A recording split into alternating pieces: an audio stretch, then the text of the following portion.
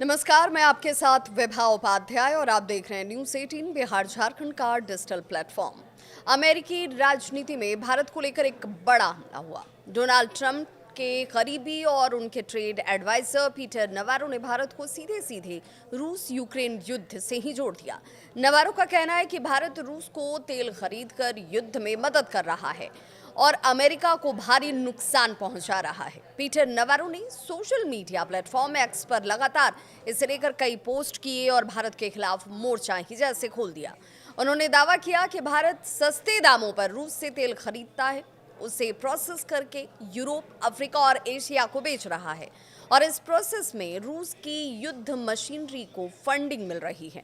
नवारो के मुताबिक यूक्रेन युद्ध से पहले भारत रूस से 1% से भी कम तेल आयात करता था, लेकिन अब ये आंकड़ा बढ़कर 30% से भी ज्यादा यानी कि करीब 15 लाख बैरल प्रतिदिन पहुंच चुका है। भारत की बड़ी तेल लॉबी ने देश को रूस के लिए एक रिफाइनरी सेंटर और ऑयल मनी लॉन्ड्रीमेट जैसे तरीके से खड़ा कर दिया है।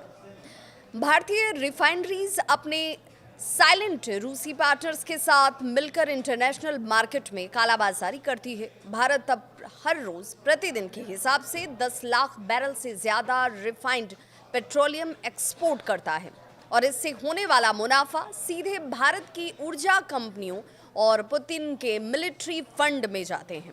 नवारो ने भारत और अमेरिका व्यापार संबंधों को भी निशाने पर लिया। उनका कहना है कि भारत के साथ अमेरिका का व्यापार घाटा 50 अरब डॉलर का है। अमेरिकन कंज्यूमर्स भारतीय सामान को खरीदते हैं, लेकिन भारत अमेरिकी प्रोडक्ट्स पर ऊंचे टैरिफ लगाकर उन्हें मार्केट से बाहर कर देता है और इसी डॉलर से भारत रूस से तेल खरीदता है।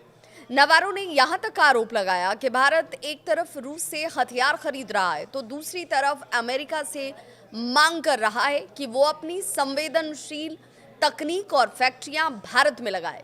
नवारो के शब्दों में ये रणनीतिक मुफ्तखोरी है।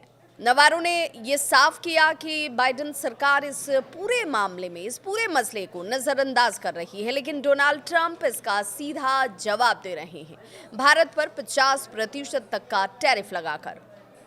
उनके मुताबिक इसमें 25% हिस्सा गलत ट्रेड प्रैक्टिस का है और 25% हिस्सा नेशनल सिक्योरिटी से जुड़ा हुआ है।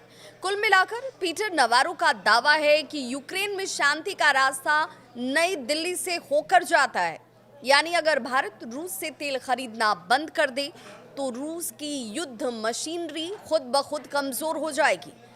लेकिन सवाल यहीं से खड़ा होता है और यह सवाल बड़ा है कि क्या अमेरिका और भारत के रिश्ते इस नए तनाव की वजह से और खराब होंगे या फिर वॉशिंगटन और नई दिल्ली के बीच डिप्लोमेटिक बैलेंस कायम रहेगा।